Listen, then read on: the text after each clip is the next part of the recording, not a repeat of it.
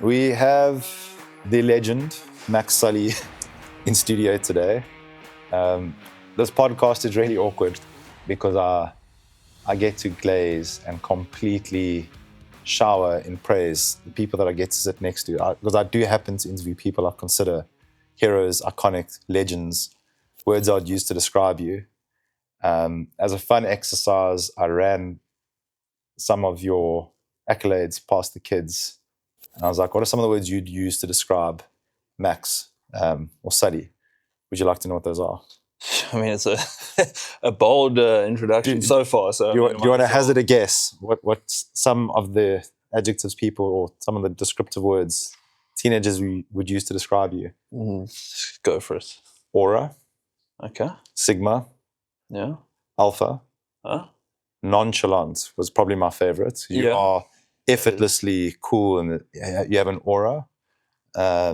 The way that they used aura is obviously different. They don't understand what an aura is. It's just your bro's aura. Yeah. I guess the point is Sully is regarded by many as an absolute legend, expert at his craft.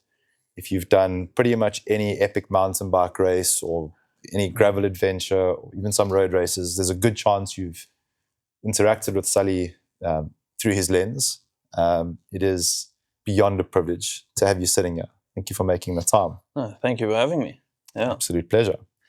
I normally ask people as a starting point what they thought about the coffee, but you didn't want to sit here with jitters and you're on some sort of an H2O diet, so I'm going to leave you be. And rather as a different approach to how we normally do things, thought we might start off with what your favorite shot is that you've taken and what is your favorite moment that you've captured. Sorry to put you on the spot. Yeah, I mean, it's funnily enough, it's actually quite a common question, but people often pose it as what's your best image, and that's also so subjective. Yeah, you know?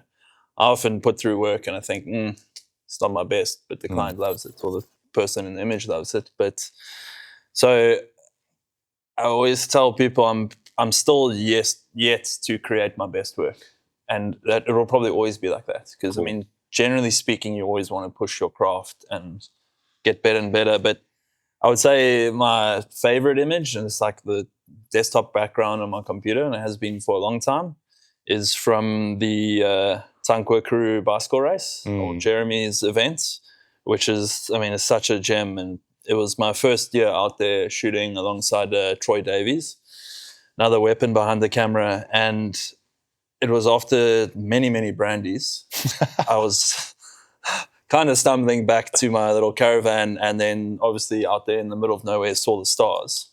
So thought, Troy, that we need to go shoot this. Grabbed the tripod, grabbed the old-ass 15mm fisheye lens, set it up, and then there's a boat. It's like an old Africa Burn relic that sits on the hill there, polished steel. And he took the drone up. I set the exposure to like 20, 25 seconds to capture the stars, and then flew a circle with the drone with its little auxiliary lights on, which gave it a nice light paint, but also illuminated the boat. Yeah. And then you have the stars, which like just sort of I've never done that before. It's a random bit of creativity we did after brandy inspired lots creativity. Of brandy, freezing cold. We're standing there in the middle of nowhere, and I think I only did 2 takes. One was a circle and one was a little spiral, and then we said, "Cool, that's it. Let's go to bed," you know. And it turned out super cool. It has nothing to do with the bicycle race. But I'm so bleak I can't see this image right now. Yeah, I'll show you now. But what year did you shoot that? You said it's been so for a while. Yeah, maybe 3 years now. And I sat out.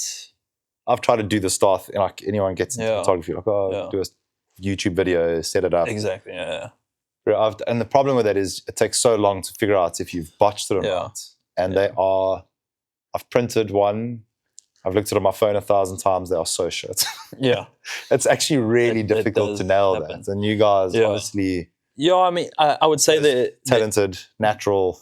The image isn't perfect. Like, I didn't put that much effort into editing it because I know I'm not necessarily printing it for resale or whatever it may be. So I didn't if you go too long on your exposure, then you get the little fringing and star trails, which is quite a common thing. Yeah. So it's about like finding the balance, but also it was one of my first attempts at doing it.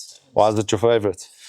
Just because of the creativity that it took and the fact that most people say, where is that? How did you take it? Yeah. What is that light? Like there's a bit of intrigue into it, which is cool. It's not just a push of a button. Yeah. And we got it. And it's a bit of a story. Yeah. And in the most amazing location that a bicycle race or work took me to. And I had the, willingness to go and take photos for myself, if anything. That wasn't on my shot list to get star photos, That's cool. Because when taking photos and videos became my job, I kind of lost interest in doing it for fun, which I think is a natural progression. I still do it for fun every now and then, but for the most part, if I go away with the missus, I don't take my camera with, unless we're going somewhere really special like the Tankwa Karoo or an exotic beach location. But for the most part, so I think that's why I really enjoy it. And favorite moments you've captured? I would say, now this is quite long ago, early in my photography career was probably when Marco Hubert and Peter de Toy won the stage of the Absa Cape Epic. Okay. Because I was their team manager at the time and shooting with them. Okay. And it was just, it had been so long since South African had won a stage and they were in the red jersey and they attacked the likes of Nino Schurter and those guys. And to be there and to witness it. And it almost happened this year again with Marco and Tristan. And by chance, I was on the motorbike that day chasing the lead men because I chopped and changed every day. And I was chasing them around the mountain and they had like a minute gap. And I was like, it's going to happen again. And I'm going to get a video of it. It's going to be great. Yeah. And then they just didn't get there. And then subsequently, I think it was the next day or 2 days later, they won. Yeah. But I was on a different role. Yeah. But it still had that same sort of like South African pride. And makes you realize how difficult it is to get that moment. It really is. Yeah. Unless all you're doing is chasing the leader, which is almost never the case, right? So I guess I could think a bit deeper and find some other moments, but it's... I think the ones that spring to mind is kind of what I was... And you've got that, for us to get that moment for both of them. Yes, so it's a still, Okay, we'll come to those. And it's a still that then, when I ended up working at Giants, was something that we used. It was... It became a big asset in selling that race bike. Because, if it can win a Cape Epic stage, it's great for you. It was part of a story, a bigger story. Classic. So, what wins on Sunday sells on Monday. Not always, but that's the principle. That worked for Spares for many, many years, right? Yeah. That model, So, winding the clock back now, you've captured incredible moments. I think we should get to a list of all the epic stuff that you've covered. Not epic, but amazing, adventurous things that you've done, because it's a list. But you've, in your own words, said that the plan wasn't necessarily to become a weapon behind the camera and one of the most in-demand photographers, videographers in our country. So where did the journey start? Where's home? Where's school? So I was born in a little port mining town, Richards Bay, north of Durban, about 2 hours. And went to school there, then realized we need slightly better education. It was a good school. And the family upped and left to Pietermaritzburg. And it's like the heart of mountain biking in KZN used to be like South Africa, with the World Cups that used to happen there. And started dirt jumping, BMX, mountain biking, and racing a bit of downhill on the World Cup track there. And then went off to boarding school. Downhill started becoming not so feasible. Didn't have time to train or practice. Where was boarding school? Michael House up in the Midlands. Okay. And that's also like a haven for mountain biking, So the school? The school, yeah. Oh, they're big into it. Well, no, they weren't. Okay. I was the first one pioneering, but there's so much. I'd imagine these days if you got a gravel bike and you go to school there, it's prime. I mean, the Midlands are just littered with gravel. They created the space for you to be able to go. Yeah, so it's funny. I fractured my pelvis in a BMX accident. What did your BMX brand? I have to ask. Mongoose. Mongoose. You know how a kid today doesn't know what Mongoose is. Yeah, you don't really get them yet anymore. I was a big time Harrow fan. I look all the time to try and find a Harrow Revolution. Ryan Nyquist was their brand ambassador at the time. I don't know if you remember, he did the triple backflip. It was in a magazine. Zigzag eventually covered it. Those guys in Durban, BMX Direct, they used to bring in a bunch of rad BMX stuff. It was GT Vertigo. Yeah. There was Mongoose, Specialized, Trek. Yeah, even a couple of giants. I mean, especially on the dirt jumps. Tires, BMX, gyro, non-gyro, depending on how you were set up. Like, I've forgotten that era. Yeah, you don't really see it. So when someone says BMX, I'm always like, brand, okay, Mongoose. Yeah. That's and I also had a Mongoose Fireball dirt jump bike, which I kept. Please tell me pictures of these. I should, I don't know about the quality. If I wasn't a take anything we can get. Yeah. But I stripped that bike down and sand painted, what do you call it? Blasted? Sandblast? No, just by hand. Just sanded? Sandpaper. In my garage, spray painted all these little parts. I had like a fully tin that you shake, spray paint. In my garage, just getting spray. So many people can relate to that. Yeah, and then it was like in the holidays, came back from boarding school and you missioned down to the shopping centre where we'd all taken shovels to build jumps. And you're there the whole day, making chip rolls, drinking a 2-liter jive, like spending $20 a day, and you're just there with your mates dirt jumping. Like it's like what you see in the movies, like the kids in the cul-de-sac kind of thing. You can see that's not often I can feel when I'm smiling like this. That takes me to one of the golden eras of my life. Building jumps. There was a place I didn't grow up in you really were in the heart of it. Yeah, I was in the heart of car dealerships and mine dumps, Boksburg. Okay. And there was a little safe haven of trees that we built 2 jumps at. There was this Afrikaans guy, his dad was in construction, Marius. Like you were Superman if you went to Marius's house. He had these gnarly, he had a half pipe, like kind of sunk into the ground. It was absolutely insane. It was like, I mean, we all started with like 2 bricks and a plank, and then you take it from there, kind of thing. Such a good time to be alive. Anyway. But I would go back. So that was the beginning of cycling, Okay. And then, from the start, just vibes, mates, having a good time. I mean, at first I used to actually walk down. I didn't have a bike. But I saw these kids jumping just down from my house. I would walk down and chat. And then I'd be jumping on this guy's bike. And then it's that guy's bike. And then eventually I could get my own. And at boarding school, just got more into mountain biking because it suited it. Broke my pelvis, couldn't do sport for a couple months. What were you doing that you broke your pelvis? I dropped into a bowl on a BMX. And you have to ask. And I hopped too early, hooked the front wheel, and it just fell like 2.5 meters to the bottom onto my hip. I couldn't get out. They had to find a rope and then pull me out because I just couldn't rotate my hip. So I was in bed for like a month and then went back to school, crutches, couldn't do school sport, but I could sit on the indoor trainer, those old mag trainers. Start rehabbing, and then that kind of became my excuse to not have to do school sports. And I just didn't say anything, and I just started cycling and just didn't mention that I'm recovered. I'd have to go back to hockey or basketball or whatever now. And then eventually just convinced them like, listen, I'm racing like nationals, the cross country cups around the country, like can I just do cycling? And then I was the first one they allowed to do that. Wow. How'd you do? Not bad. In my junior year, I only raced the full circuit in my junior year, so in matric. And I came 6th at SA Champs. Sure. And I would say by the year, so just we can frame like what era this was. That's 2011. Okay.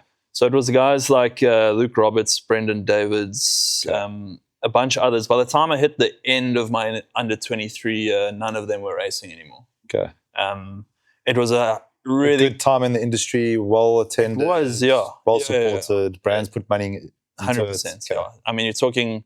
Then till now, same thing. I think the junior field is still quite popular at the moment, but we were talking like 30, 40, 50 in the elite, and same for the juniors. So it was alive and well, and it took a bit of a dive.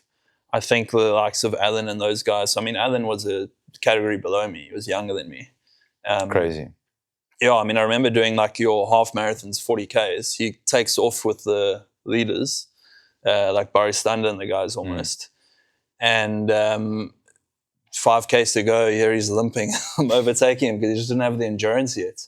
Asking me how far to go, do you have a gel? And it happened countless times. There's not a lot of people that can say they beat Alan Hatley at any event, at any moment in time. But I mean, he was a proper lighty. So he had the speed, not the endurance. Yeah. And I mean, a month ago, I was standing trackside in Andorra and watching him wear the rainbow band. So nuts. It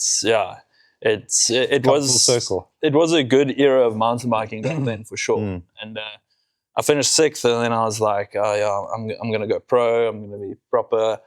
And then my parents were like, no, you're going to university. And thankfully I did. It came down to steadies, and then I never went back. We need to repeat that part. The kids need to hear the part that say, thankfully I did. Yeah. Because you must have thrown toys like any other child would have. Yeah, I was I'm going to stay in Maritzburg with my girlfriend who also rides bikes, and, we're going to race. Why do you hate my dreams? Yeah. Gak idea. Like, it's like one of those small... It's a lovely place, but shit, it's a hole there. If you don't get out of it, and no offense to anyone who's still there. I mean, people thrive there for sure, but I'm probably working in a car dealership now or something.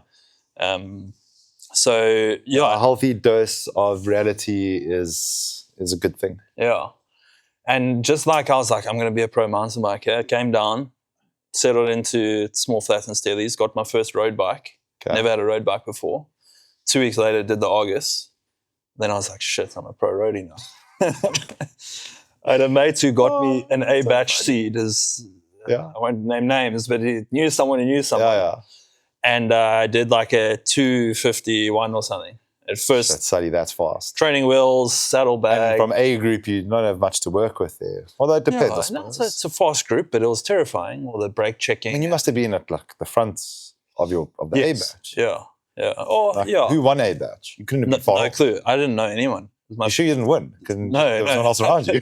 No, I didn't. 251 in A batch is wild. Yeah. That's fast. Good weather day as well, I'm assuming. It was pretty good, yeah. A little bit breezy. Beast. But so then I was like, this road cycling thing is pretty cool.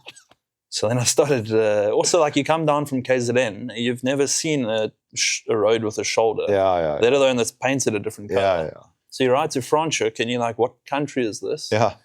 So then the training, it just made sense to have a road bike in the Cape. And what road bike? It was, you've probably never heard of it. It was a Bergamont. Okay. I haven't heard of it. My coach at the time was bringing them in. And then I actually ended up getting another one of those, and I sold that one to a mate. And then I ordered wheels from China, some squally website. Didn't know if they were going to arrive. I think I spent $4,500 and got nice 50mm clinches. $4,500? $4,500, yeah. This is 2013, probably. What? Yeah, it's like straight from the factory. Carbon wheels? Yeah. $4,500. And could you send me that factory's details, please? But there's a particular local brand that these wheels were identical. Wow. They just didn't have the stickers on. So, and they were charging 3 times the price. So I was like, I mean, even at 3 times the price, $12,000, still a good value for money. But I mean, that's rabbit hole. Yeah, and then I did a lot of road racing, made my way onto a road What were you studying at Steadies? Just quick intervention? I did BA, Development and the Environment. Okay. So I got in for engineering and BSc Polymer Sciences. And Distinguished. And then I was like, I was thinking of all those acronyms the kids gave me. I'm like, Sigma. But then I was like, the BA will give me time to train. And I only went to half of those classes anyway. How many grey hairs did you give your parents? No, they didn't know. Okay. I passed everything, kind of. Please forward this video to them. Yeah, I will. But I probably went to... Did you enjoy studying? Were you an academic? Great. I mean, you sound like you... I hated the academics. Sitting down and studying, or just the whole... No, the sitting down and studying. The actual time at Varsity is amazing, yeah. Okay. Even school, I loved boarding school, all boys, always something to do. Whether it's touch rugby, swimming in the dam, mountain biking. I would go back to boarding school any day. 100%. Varsity, for the vibe and the social aspect, obviously. Yeah. And so not a parrot fashion study champion of the world, not your vibe. No, it's sitting down at a desk. Major Not my surprise. vibe. I could just see you there crushing the Hated it. textbook. That's why I skipped most of my class and rode my bike at midday on a But Tuesday. passed. Yeah, passed. Hyper intelligence, obvious. No, not really. I think that those BA degrees, it's a blanket statement, but you can do a 3-year degree in 2 years. Because at the end of the day, you have 3 or 4 classes a day with all these hour breaks. It's actually not a good use of time. Which is why I would skip the outlying lecture and go and ride for 3-4 hours. It's like, it's more useful. Pro road cyclist. Yeah. So how did that go? Did you ever make it to the Interconti team, or who was looking to sign you? No, so facetious. yeah. And it's funny, I ended up actually doing my honors as well, just because I hated studying, but they were like, you can do this honors and get a trip to Germany at the end of the year as part of your studying. I was like, sick, I'll do my honors. And I was on a bursary by then. Explain that trip to Germany? To go see the public sector. Like drink beer and stuff around. So I took a couple of loopholes, Yes, you said you know how to work a system. Yeah, that's what it was. And especially being on a bursary, it didn't cost me anything. So how did you get the bursary right? Through cycling, yeah. So I ended up joining old Alex Heward's Mad Max team. Okay. And slowly but surely I took on a slightly different role with the team in terms of helping source sponsors and then look after them and doing the social media. That was when Instagram was just becoming a thing, Okay. So we were still very much on Twitter and Facebook and everything. And then I slowly started getting more involved on that side of things. Okay. So you roadie at this point, XCO mountain bike, parked mostly gathering dust, still on a hard just tail. Randomly out of interest in the road team, what was your role? Bit of an all-rounder. Okay. So I tended to always lean to riding for other guys. Okay. I took a lot of joy in that. Happy to work. Yeah. Lead out, that kind of thing. Going in the breakaway, lead out. Yeah, we had a really strong sprinter. So I was... Who was your sprinter? Jonathan van Gistelen. Okay. If him and I got the truck and trailer right, it was tickets for most of the guys. Because the Cape road scene still and historically is strong. Yeah, it was a lot stronger. My perspective is obviously never at your level or many others, but coming from Joburg to the A batch, the VA is there, your A batch, there is no comparison. Yeah. It is your average cyclist in Cape Town is being coached, is doing nutrition, is putting in done bike fits, doing a 10-15, and that's not now, that's for years gone by. So to be racing at that level. Well, I think all those guys now that you're mentioning are the guys that were racing on teams 10 years ago. And it was a lot healthier then. It ends. It's just we had 5 or 6 dedicated teams dicing each other out every weekend. Who are some of the teams? There's some names out there. Lights by Linear was one of the biggest ones. They put a lot of money into Lights by Linear. So it's a lighting company based here in Barden Island. Guy Wayne Roberts. He hosted multiple racing leagues. We had crits in the heart of Stellenbosch. I heard about that. Yeah, it was proper. Crits in Polka Dry. Without going into too much detail, butting heads with CSA, and then he said, you know what, I'm pumping all this money into a professional team, guys on salaries, team cars, racing around the country, going to Mauritius to race. I'm not going to do it. If you're not going to work with me on this. CSA killed. So the CSA, I don't want to make enemies, but I don't want to dive into that actually. But fair enough. Okay, so they were one of the teams, some of the others. And then there was a Oricon, I think they're a construction company. Yeah. There was us, Mad Max. There was a Giant team. Okay. They were strong. They had all the track riders. Okay. There's almost a correlation when track is doing well in the Western Cape, the roadies. Because those track guys could sprint. So RDX is most of their riders are guys that were on those teams. Okay. And ASAP to a certain extent, but they're a lot newer. It's interesting though. I would have expected to recognize at least some of the team members. Tiens van der Bank and them, they were team Giants and all those guys. Okay. So a lot of those guys, especially the sub-vets, were I mean, The I'm a racing snakes sub-vet back in the now day. as well. But, yeah. Okay, so you were so it was a involved, yeah. and the reason I asked that is more just to frame. I mean, for anyone that's from the road scene, they'll understand that's a significant level. Yeah. It's competitive. It's and hours. then we also had every year like an inter-varsity champs. So where students race students, which is also rad, as you'd imagine. How'd you do? Oh, we didn't do too badly as Marties, eh? I think, because I joined the Marty cycling committee and we like kind of professionalized it a little bit. Okay. And then I think we won 4 years in a row, all the jerseys. So Very humble. You guys were dominant. Yeah, we won the team class, green jersey, polka dots, and yellow.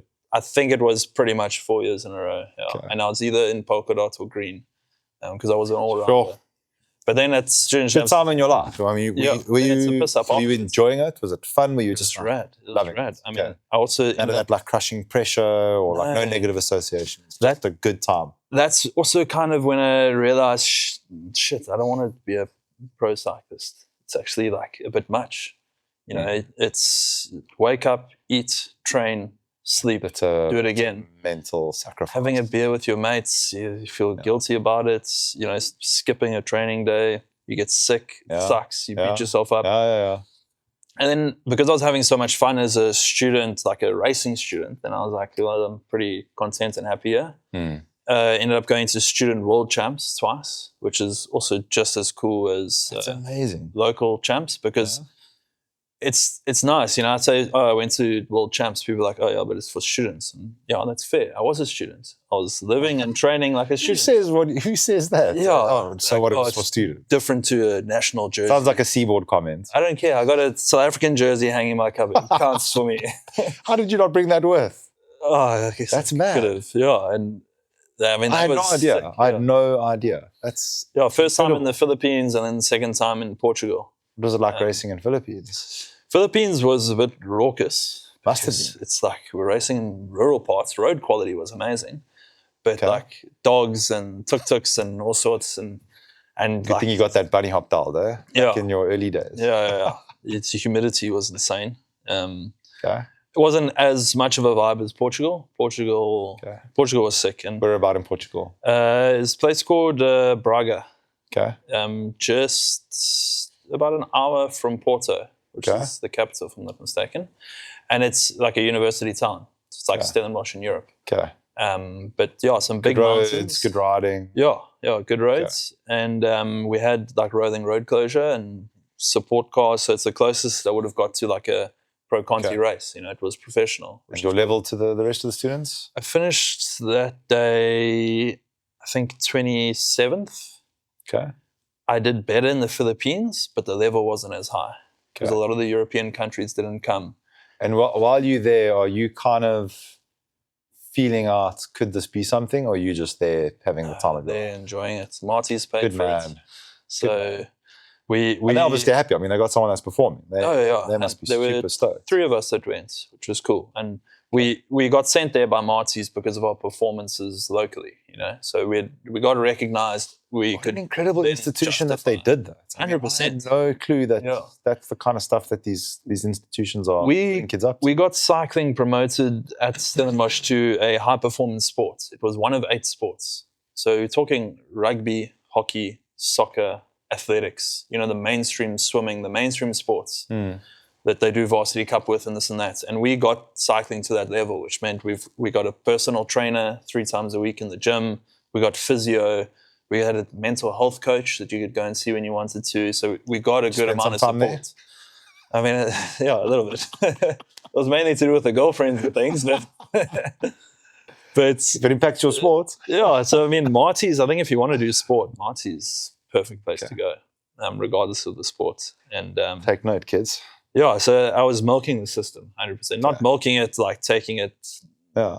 Well, leveraging what was there. I mean, you weren't not delivering. But working towards those kind of things as a goal with other people. I think that was a big part of it. Not just selfishly me doing it. It was for the whole squad of us. You know? It's like working. And at the end of the day, Marty's view on what was delivered, they were happy. They were proud. Yeah. I mean, we were front page of the burger or whatever you want to You know, I'm But going to ask you for a picture of that as well, right? I'm going to be going through the archives for The a while. shot list is going to be wild. But yeah, I mean, at what point does, because I mean, everyone, there comes this moment. So I never had those glory years you're describing. It was high school, married, work. Yeah. So straight into the trench. Yeah. I think I would probably have done things differently if I had that magic time machine. But be that as it may, everyone kind of gets that point where it's like, show's over, shit's about to get real. Yeah. How long after those glory days does that happen? And when the hell does this camera lens come into it? Because the story, and actually maybe before we go into that, you mention it, there's this evolution of you going from, even in Marty's, it sounds like you were very often at the forefront of pioneering, championing things. This, even at Michaelas, this wasn't something that was recognized before. So you don't mind putting your hand up and getting your hands dirty and getting shit done and bringing things to the fore. That seems to be a theme. Did you recognize that in yourself then? Not now? Not necessarily. One of the things I always liked about cycling when I was younger, or the type of cycling we were doing, dirt jumping, and then when I got to school, was that it was always different. It was different to what everyone else is doing. Everyone's doing the mainstream stuff, and I kind of liked being different, being unique. And I don't know where I was going with it, but I was referring to that team management role and pioneering and championing things. So then, I guess with cycling not being that recognized by Marty's, for example, or my school, I was like, let's change that, and let's work together, and worked with a committee.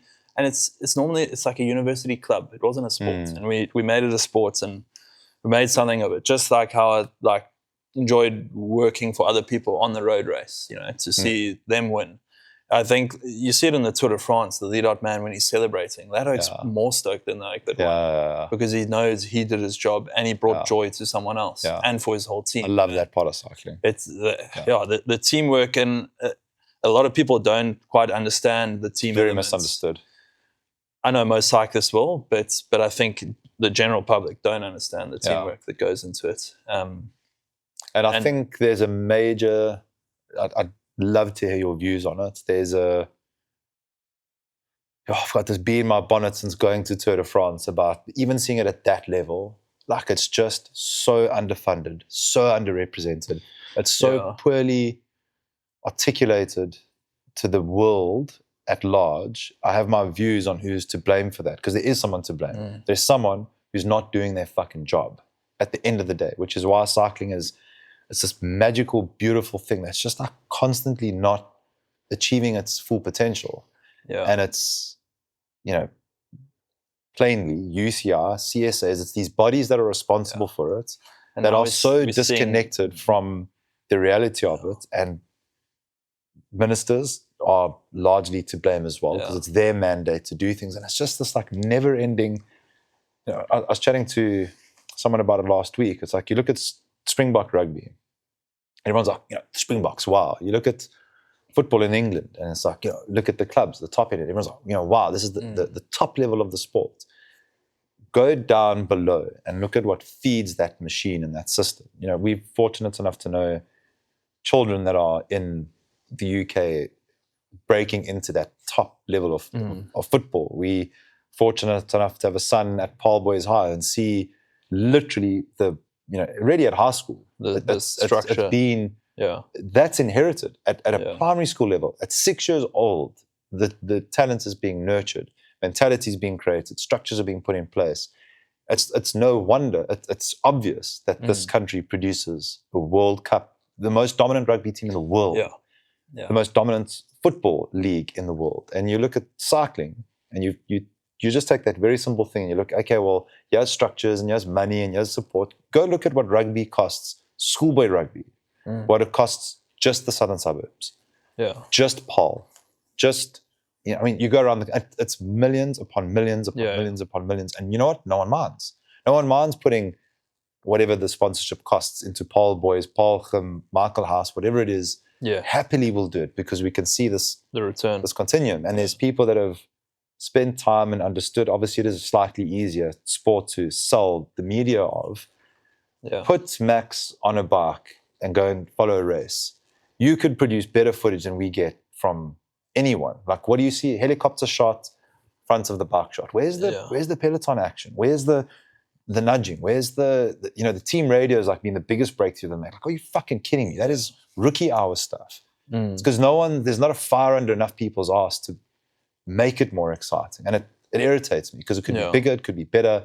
And if it is, more people get sucked into the vacuum. More kids' lives can change. More people that go listen to the Springbok story, the Liboks, and how many people are liberated from what would otherwise have been desperate attempts to try and have a good life through sport. That's like, there's no reason cycling can't achieve that, among other sports, but I don't know, it's just like, you know what I'm saying? No, 100%. As you can see, it aggravates me, and we're not here to solve those problems, but any views on that out of interest? I mean, and we'll get back to your story. Like you said, with the way that the system is for rugby here locally, it's like that for cycling in Europe. I mean, the kids are racing Comesses 3 times a week in Belgium on the combles. So then now you progress as a junior here and you go for your first year under 23 and you just get absolutely hammered by guys half your age because that's how they grew up. And you really have to slog it out. And for all these South Africans that have made it as like World Tour pros, they've slogged it out for years and years and years. And there's so many that didn't make it. Either they can't afford to keep trying or they're just too far behind by the time they get there. And like, I know Willie Smits quite well. And he made it to Katusha, the World Tour team. And he told me that year he'd won African champs, he'd won SA champs, I think, on the time trial. And every race under the sun, and he says it doesn't mean a thing over there. Being African champ, they're not looking at how you race here in Africa. They want to see what you do at the tours over there. And can you handle a narrow road with 100 cyclists, all willing to put their lives on the line, shoulder to shoulder, hit a bend at 50 k's an hour?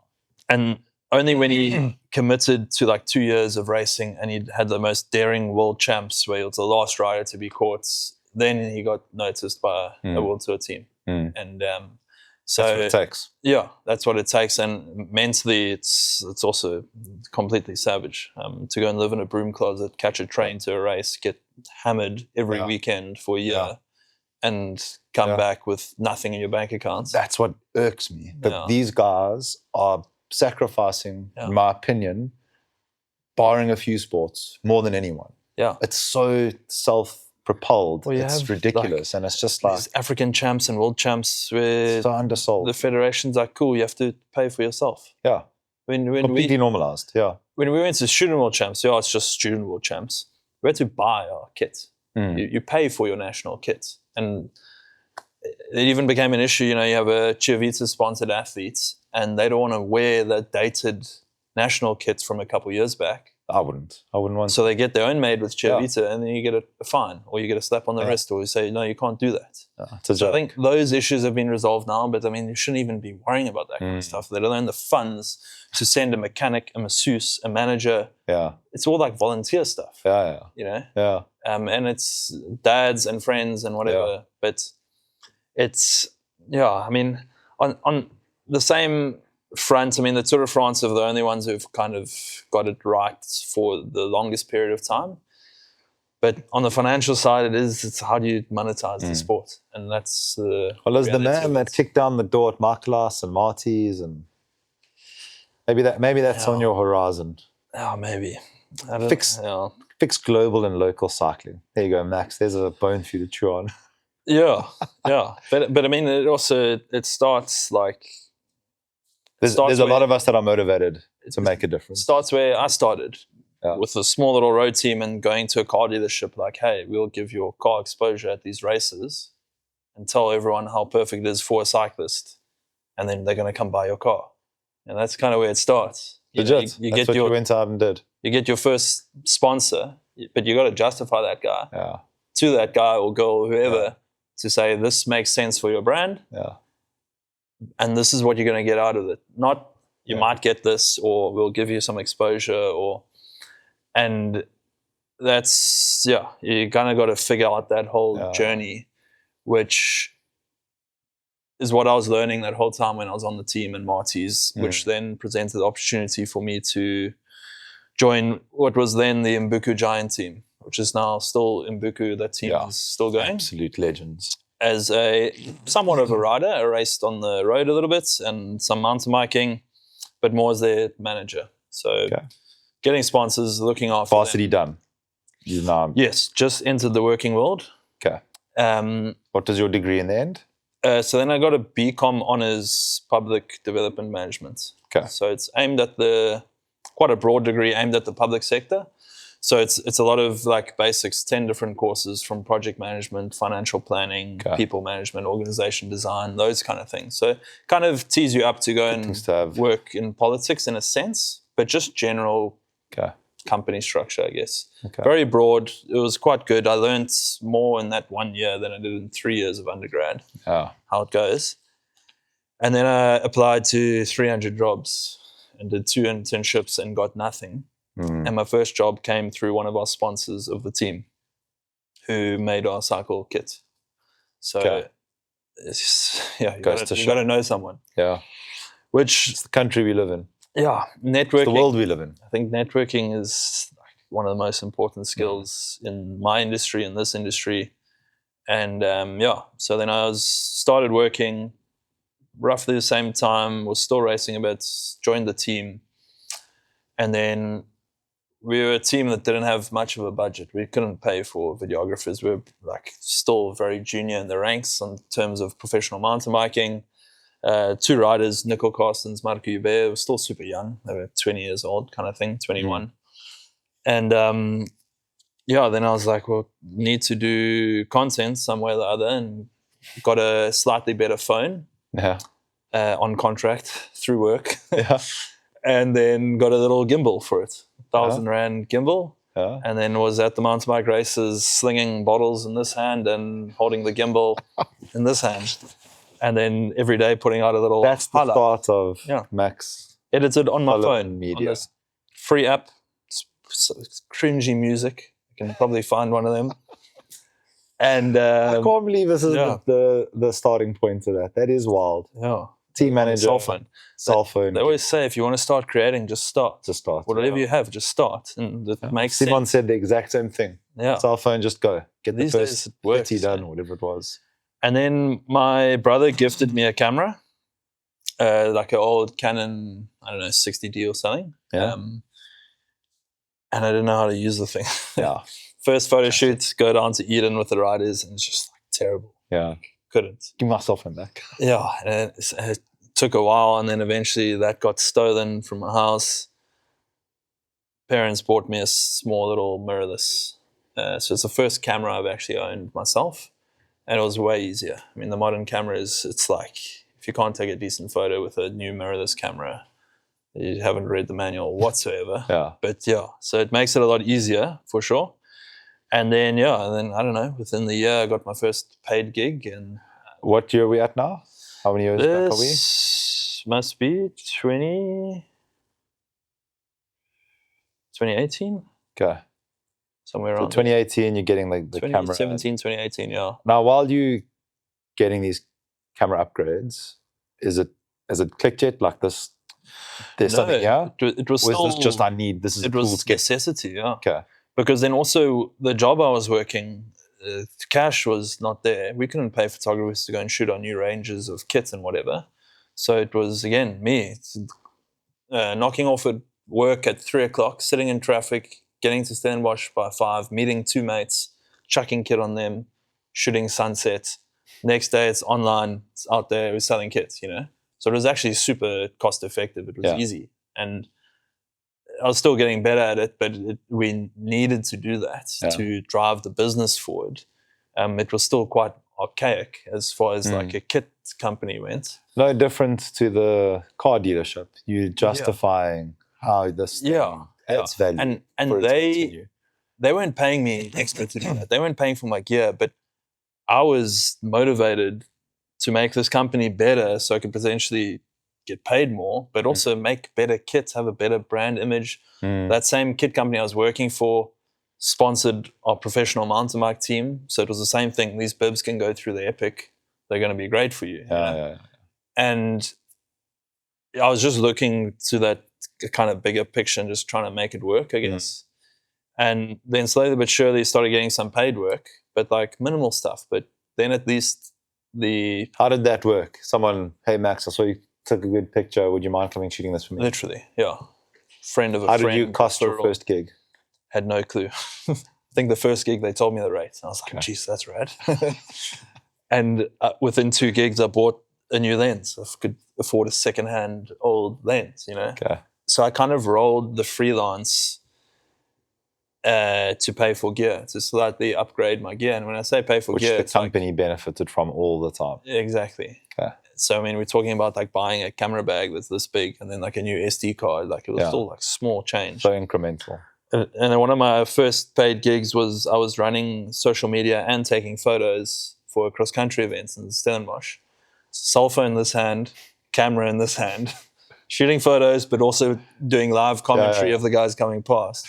So it was just like with the bottle and with the gimbal, same thing. Yeah. So I was just like figuring it out, I guess. And, being at the kit company, the team manager, and still riding bikes myself and still having sponsors, getting your nutrition and your helmets and your bikes.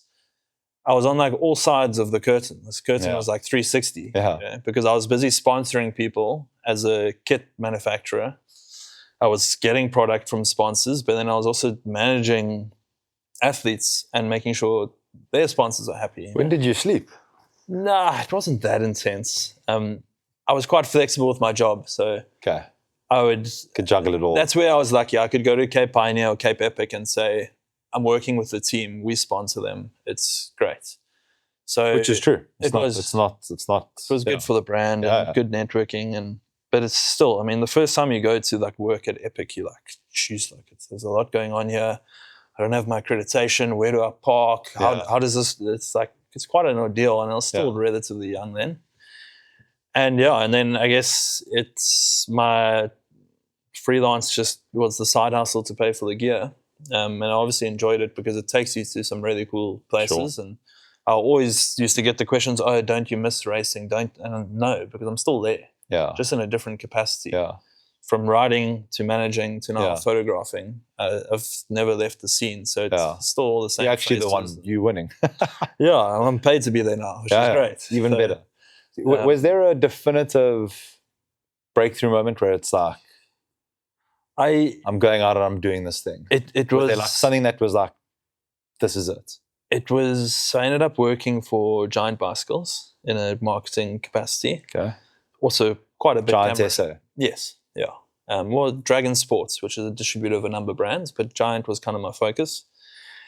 And which was great. Also, still working with athletes, working at events, riding bikes, taking photos of bikes when they arrive. So it was great and dynamic, and it was literally a thing. One day I woke up and I was cut full of going to the office every day. And it was a decision like this. I knew that I had sufficient skill to make money of it. Not that it wasn't daunting. Yeah. I wasn't like, I'm just going to quit my job and I'll be fine. Came with its stress, and I quit in winter, which is even worse because that's when it's quieter for freelancers. But I just woke up and I had this fallback, and I said, let me give it a bash. If it doesn't work out, I can go back to a desk job. Not necessarily the same one, but I mean, I can find a job, especially in the cycling industry. It wouldn't be too much of an issue. But I said, let me give it a crack, and then it's never looked back really. And it's slowly been on an upward trajectory to, I guess, this year now, come Wines to Wales, I would have done every Epic Series event. So is that the gem? Is that the cream of the crop? Is that the pinnacle? I think as a mountain bike creator, probably. Not that that's the only work that I do. It's sometimes it is like Tour de France-esque of mountain biking, and it's also not necessarily the highest paying work in the world. I mean, you get brand stuff that's way better, or even conferences sometimes will pay you better.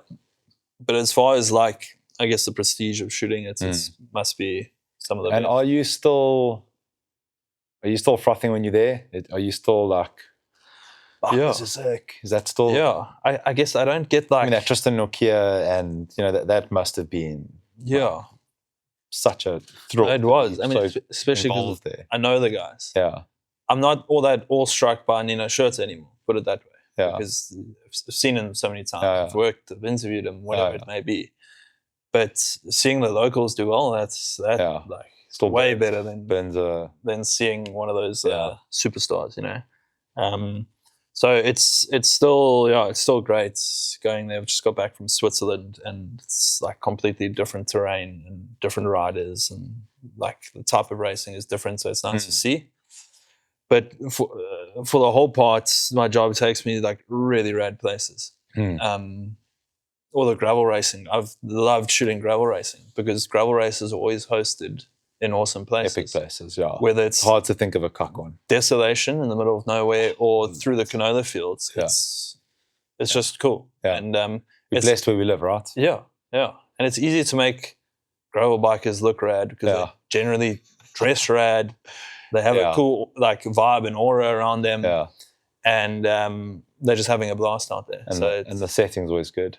Yeah. So I don't know. I'm only 2.5 years full time now, freelance. So it's still very early for myself. I'm still figuring things out, and there's no ways I can be hanging off the back of a motorbike until I'm 50. I mean, you probably can, but I don't think like my body will survive. How does that work? Do you know who the guy is? It your responsibility to get a guy on a motorbike? Depends on take the you events. around. Okay, so some events they'll say like. Where I'm trying to get to the point now is I've bought my own bike so that I can be just that plug-in for an event. They don't have to worry about those Bring a types rider, of got things. the bike.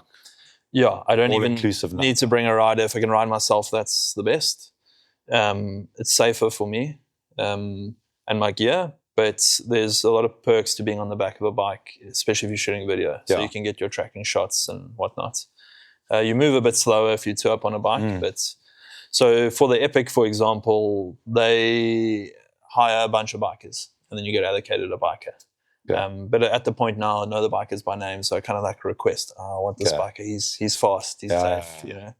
So you got the guys you gel well with. Some of them don't like navigating. Others are like suggesting where to stop for you because they know the area. So you kind of find your groove. And the fast bikers are used for the fast racing. The slower bikers are used. So there is some science behind the madness. But don't give away too many of the secrets, eh? Yeah. How difficult is this industry? Is it like really sewn up, difficult to get into, hyper established? I wouldn't say so, no. I mean, I think especially in the cycling side of things, there's still space for sure. I mean, I've shot 1 or 2 new events this year who reached out to me purely because they want some change, which means they've been using someone for X amount of years and they want a fresh perspective, which is also going to happen to me. Sure. It's natural. It's part of the game. So there's definitely still space, and we all bounce work off one another. Because I mean, these days there's 3 events on one weekend and 3 brand shoots, and there's this golf day happening, and so we all share work. And it's important to find the guys you want to share work with and who you can trust, and so it's like a team effort from creators in a sense.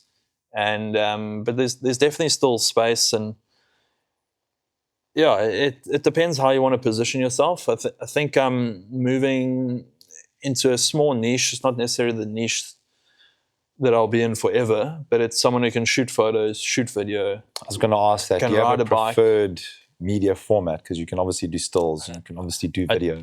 I find stills easier because it's less post-production. You get that instant gratification. You take the photo, you look at it, you're like, I got it. Video, you need to tell a bit of a story. You need to piece things together.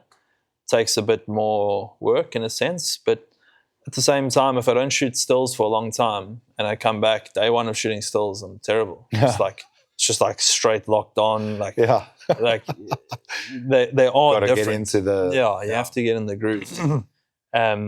But so hybrid shooters are definitely quite popular amongst events at the moment. I got a request the other day looking for a hybrid shooter. This day, that's the terminology they use, hybrid shooter. Yeah, where you shoot both. Yeah. Okay.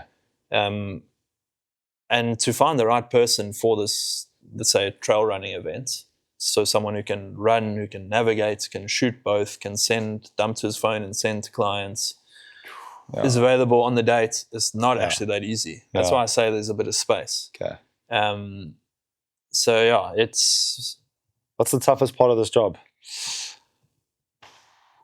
I would say, other than like the financial side, so like not a steady income, and the cash flow goes up and down, or even just on the mental side, like the certainty that you're going to have income in the coming months can take its toll. It doesn't for me. It's quite relaxed on that regard. I don't know why. I probably should stress a bit more about it. I'll willy-nilly go and buy a new camera without thinking about the cash flow in 3 months' time. But sometimes the hours are intense. But it's also, I look at those events and I'm like, it. how does you do it? It depends if you can handle it. Because after Cape Epic, I can lie on the couch for a week. Okay. I can literally do nothing if I want to. Okay. A lot of the time I take on work, but I generally will try and stay after a big work block. Okay. I'll take a week and I'll ride pretty my good bike with and keeping chill. your balance. Yeah, 100%. And I'll book a holiday with them. This is once a year kind of thing. What bike are you riding and where are you riding when you do? I'm mostly, in fact, my only bike right now is a e-bike, Giant Rain. So it's an enduro bike, mixed wheel size.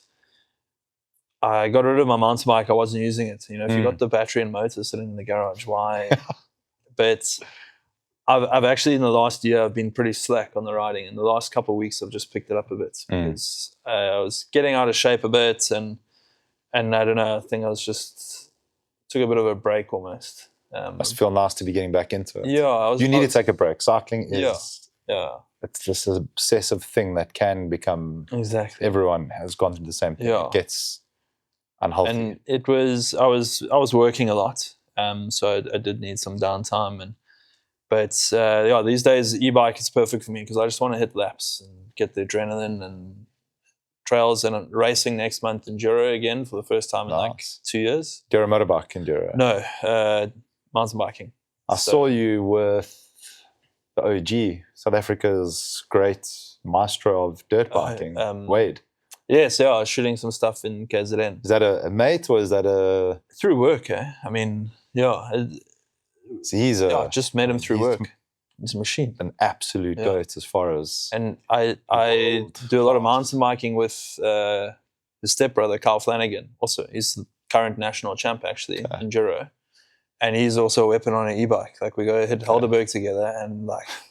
Yeah, I thought maybe they saw some of your hot laps from the mini track that you've become quite dominant at, and they were like, no, jeez. So I was filming with Wade because he's got an event coming up later this year, enduro event, and he's like, let's go check out the bronze. The bronze is the easy route. It's bronze, silver, gold. Yeah. And I was like, cool, and we're going to shoot some stuff, and I'm just toiling up this hill for like an hour. And then eventually he rides back down. He's like, what are you doing? Riding. And then he's like, okay, maybe this shouldn't be bronze. It should be silver, So he's a machine. And he's in the top. I haven't checked recent standings. He must be top 5 in the world. Yeah. He literally hangs with the best in the world. Jarvis and... Also, it used to be Chris Birchman. He spends a lot of time on bicycles, mountain bike. Wade. Yeah, for the fitness. A lot of time in the gym, he's a unit. Yeah, he's one of the more physical guys. And you can see he's solid on that bike. And Roof, he's been quite dominant the last couple of years. Yeah, I mean, I think he was the youngest ever winner at Roof. Yeah. He's won it 3 or 4 times, and this year it's part of the World Series. We'll bring so all the big dogs are coming. I wonder if Jarvis is still there. When he did it, he was a fucking beast. So I think it was faster stuff. Quite a spicy Roof. Yeah. I think to go watch that. Yeah, the Sutu, I mean, it must be mega up there. It gets festive, that's the problem. Yeah. It gets very festive. But also keen to get into a bit of motorbiking myself, a bit of enduro. I've been riding motorbikes just for work, to get around. But you're a professional pit bike racer, last time checked. Also a new thing, actually. My first ever motorbike I've ever owned I go and ride pit bikes once. I'm like sick of my bike. Yeah, tiny little 110 small wheels, and a bunch of grown men riding around a mini track, elbow to elbow, with these little. You can't tell me there's anything cooler than that. It's hilarious. Yeah. I mean, it's like being back at those dirt jumps as a child. Yeah. Instead of the slap chips in a roll, you got a cooler box with beers and a bunch of guys on little motorbikes just crashing, laughing, jumping. It's so much fun. And it's something you do 4 or 5 times a year. Yeah. Maybe more often, but it's just one of those like life's joys. You're like, why not? That was one of the most impulsive moments of my life I've declined to act on, which normally isn't the case. When I saw that thing, I was like, I need one. Yeah. Candice's like, you need one. Yeah. It's for the kids. Yeah. No, it's kid size, so I can't watch Gabriella go down a stair, let alone I can't even imagine her anywhere near a motorbike. But yeah. The nice thing about those little bikes, you fall over, and that's literally what it is. You fall over. Yeah, it's not like a high-speed crash. You literally just flop over, and it's like whatever. And it looked like you got pretty spicy on some of those straights. Yeah, you get tucked, and it's the most hilarious thing I've ever seen. Yeah, the last time I raced there, just absolutely bodied someone unintentionally. Yeah. Took the inside line, I blew through the rut, and then just. Well, you're not a small guy either. I mean, standing next to you earlier, I felt like I was next to Etzebeth. How tall are you? Do you know in centimeters? 191.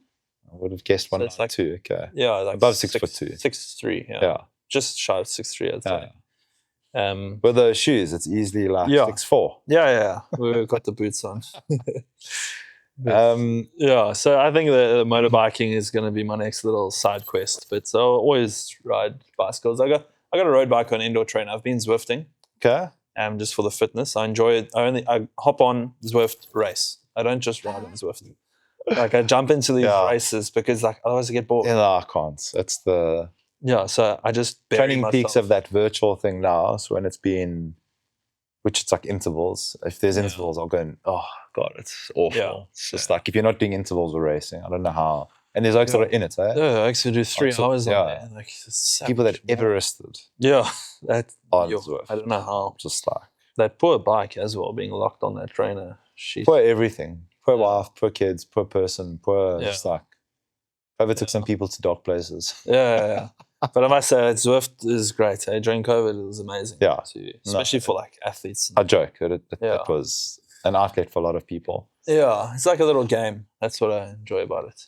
Outside of your side quest of pit bike racing, what does the horizon look like for you as an individual and for your professional outfits? Yeah, I think I still need to figure that out. I'm kind of rolling with the punches and enjoying it at the moment.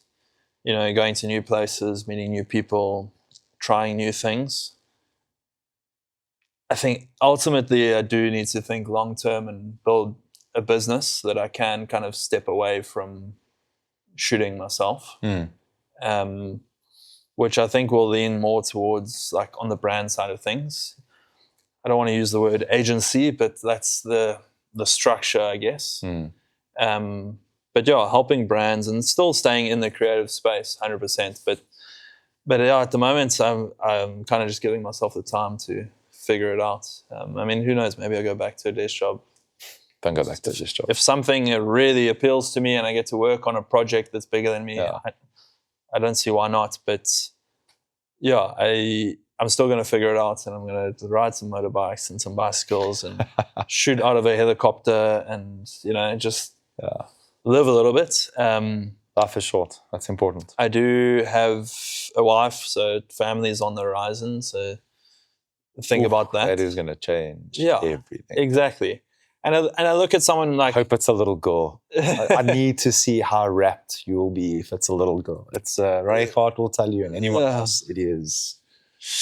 Yeah. It's good. So, yeah, and it does change things. Realistically, kid, I'll push them into a mainstream sports one where you can make good money. Probably won't be a cyclist unless that's what they want. But I always wish I'd like pursued soccer or something, gone at that. Because I did enjoy it. We'd all be worse off and not have the images to scream about. Maybe. Thank you for your sacrifice. Yeah.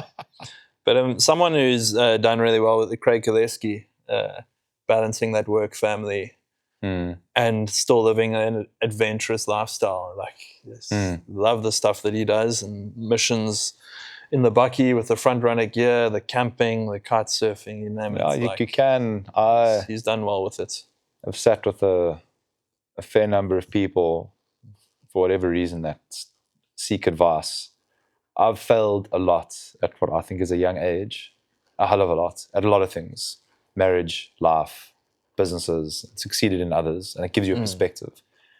And it's, if you just know, like the number one thing people don't have, everyone has this idea of, I want to be happy, and I want balance, and I want this, and I want that, but that's all they have. They've got buzzwords. Yeah.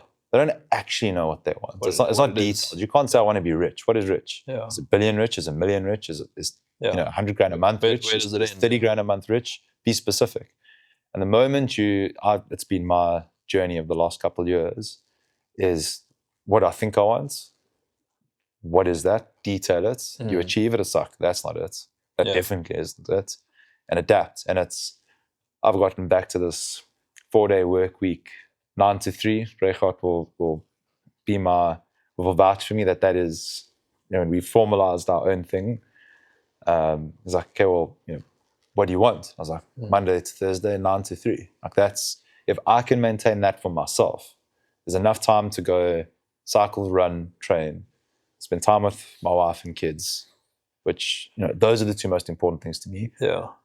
But I don't want to have to shop on Marketplace for bikes in the future either. I want to be able to go and get something that's new and be able to travel and be able to do these things, and be able to do adventures. When you detail that and you document it, you can then easily-ish work back and say, with the skills that I have, with the knowledge that I have, how do I create something that gives me that exact financial output, that balance, and then you go and do it. Yeah.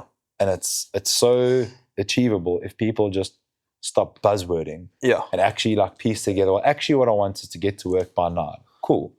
That's achievable. And actually what I want to do is leave work by 3 so that I can fit that in. And actually what I need to earn is X. I think it's almost like frowned upon for people to say that they'll be content or even comfortable at, and it's not say don't have goals and aspirations, but at a attainable level. Like, there's nothing wrong with, I'm not heavily money driven. I don't want to live in Camps Bay in a 5-bedroom mansion. That's not my goal. Because I would be content in a 2-3 bedroom house in a place that has access to mountain bike trails or whatever it may be.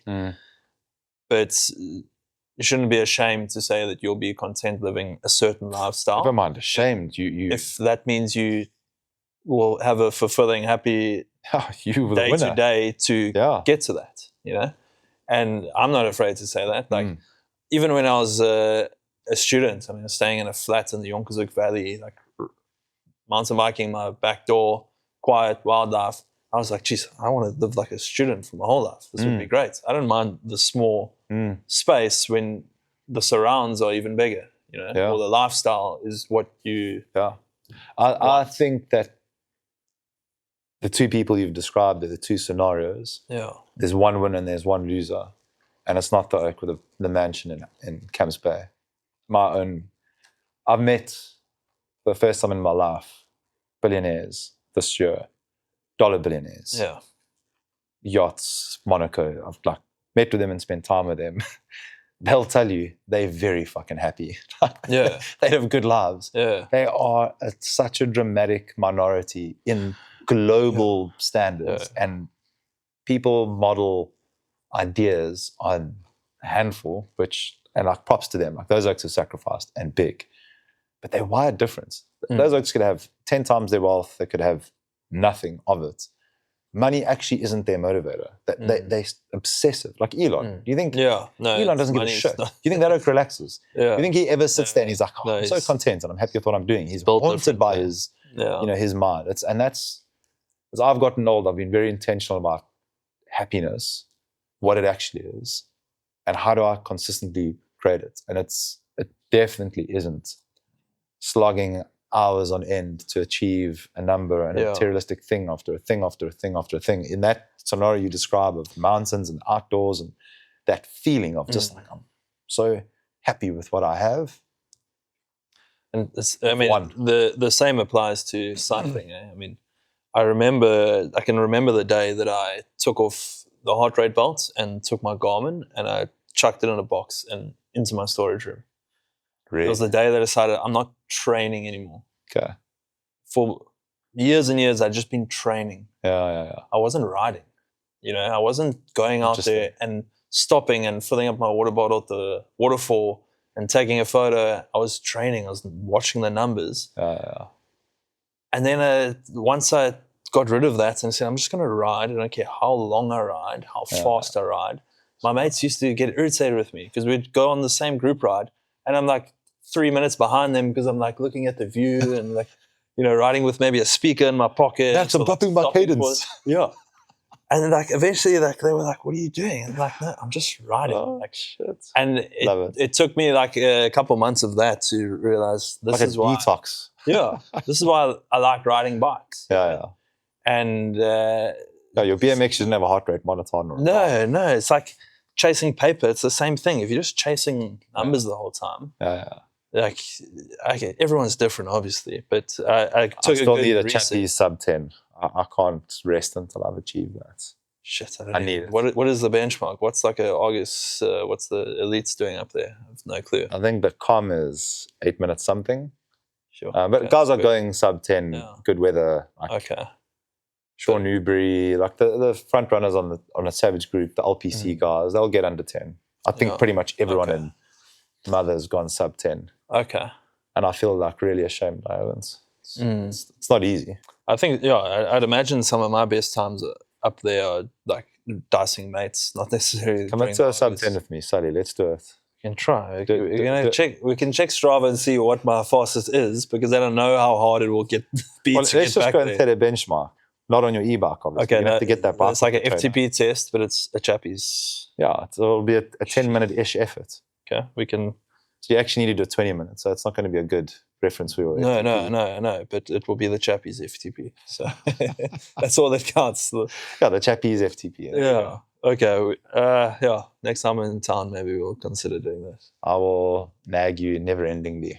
I've got a old, I think it's a 2007 BMC, the one Cadel Evans won the Tour de France on. Campy super record. What wheels do they have? They're 60 probably light. It's like stupid light. I think it's like 7.2. Okay. For a large. That's like light. 57. No, by modern standards, it's light. Yeah, beautiful bike. Yeah. It's a little bit flexy so on the edges. I've got the gear. Got the gear. Still got and then on the other end, we can get that. Remember that picture I sent you, that shot? Yeah, that one that you want. Yeah. Like that, it's etched there. Yeah. When you talk about like, if that shot were to have happened, someone asked me what would be that is like the one you shot. Want. Yeah. I just don't see how it's humanly possible to do it. You're like, no, man, I can do that. Yeah, we'll figure it out. Well, I'm not going to get a picture of it because the camera's going to be down there because I'm going to be doing this. But yeah, so how booked up are you for what's left of the year? Any events coming up to see the year out? Yeah. Good. Season's changing, so it must get busy. Well's coming. Yeah, this is a bit of a quiet month now, or September, which is actually quite nice. Had a busy winter, which is odd. Not complaining, but yeah, I'm keen to race next month. Got a motorbike trip coming up, and then October, November swamped, which is great. Full gas, and then I can take some time off December. Off in December. Yeah, head to Platt, sit on the beach. Okay, sub 10 chappies, December. It's in the diary, and then you kick it all off again, like beginning Jan. Okay, and it's also like something that I'm going to anticipate is I can't go back and do the same events every year. It will be like going to a desk job, but your week runs for a year. You know, you could get someone underneath Sully Media to go and shoot that event, though. Yeah. Given they will hold standards and because like that will become your new problem to solve. Being a creator is not only about taking a really good image. It's all the other things that get you to the point where you can take the image. And then the things that come after, you know.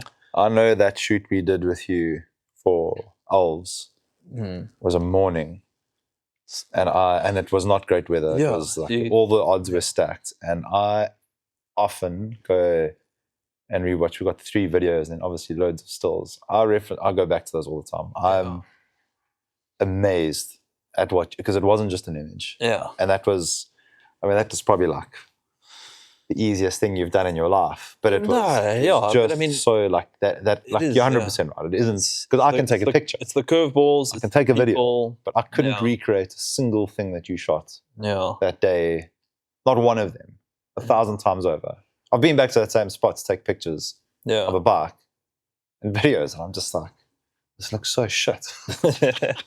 I mean, there's real craft and there's a finesse to it. But you clearly are someone that you can work towards it. Yeah, but I'm also getting at, it's the people skills. It's the willingness to sleep in a tent and go without meals, or like. Well, that's what the youth is for. Yeah, exactly. It's all these little things like that people don't really see. Yeah. That's, I'm not saying it was hard, but it's something that you had to go through and learn and figure out. Like I said, when you rock up at the Epic at the first time, you have no clue. You can't just take a beginner photographer and drop him in the Epic and think he's going to make it work. You can take images, but it's a bigger picture kind of thing. The events side and space. It's not sitting on a set with lighting, and which is also stuff you have to learn. But it's just different. We got a lot of uncontrollables in the event space, but I also thoroughly enjoy shooting brand stuff where you can craft and curate. But events, it's shooting from the hip like a Western, and you just gotta figure it out. Yeah, you have a feel for it and a knack, or you don't. Yeah. For anyone that is maybe watching this, a brand, an individual that wants to reach out to you, is there capacity? Are you open to it? Is there drop in the DMs, send a text? Yeah, every now and then I'll have someone kind of like shadow me. They just want to learn and figure it out, and that's by all means fine. And it's always nice having helping hands, whether it's to load up a bike or clean the car or whatever it may be, or carry some gear. It's always nice, and brands that want to book you, paid work, make us look amazing. I've got a website which I haven't updated in maybe more than a year. The inquiry form works though. Yes, it still functions, but it's not even serving as a current portfolio. But you get the picture, literally. So, I don't know. I haven't. I think your work speaks volumes on. It's word of people mouth. know the work. It's more. And if someone is interested, have you got capacity? Would you be exactly? And that's the right place to go submit it. Yeah, 100%. And the first line of questioning is, what do you need and what do you want to achieve? Actually, it should be, what do you want to achieve? Because that will dictate what you actually need. Yeah. You shouldn't just take photos for the sake of it. It's where do you stand to gain by having these photos, and how do you use them? Show you that in about 5 minutes when we're done with this. Yeah, and then because if I know what you're trying to achieve, that can work. That helps. What we're going to create, whether it's photo, video, what platforms, blah blah blah. But so websites, social media, Instagram. My Instagram is what I want to put on there. It's not my clients' work for the most part. I do it a little bit differently, I guess.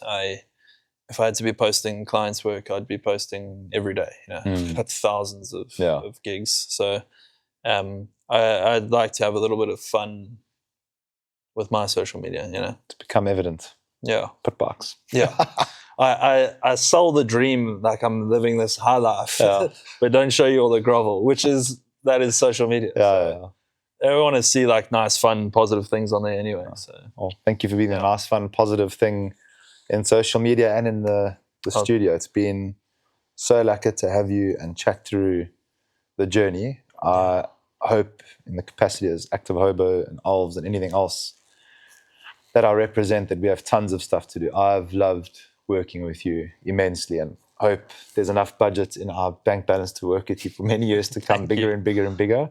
Thanks for coming today. This has felt quite vain, but it's great what you are doing for the cycling community as a whole in Cape Town as well. So I think it's great, whether it's talking to me or to local businesses or influencers or athletes, like, I mean, just putting a spotlight and giving something that we can all consume and enjoy. It's doing a great job, and I hope can keep it going. And yeah, thanks for bringing the vibes and the gears to cycling. Absolutely. I hope the next time we meet is at somewhere in the Tankwa shooting a gravel bike. That would be rad. On the cards. My favorite spot.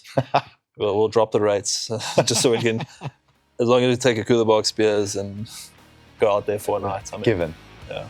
Max, thanks. Okay, awesome. Thank you. Cheers, man.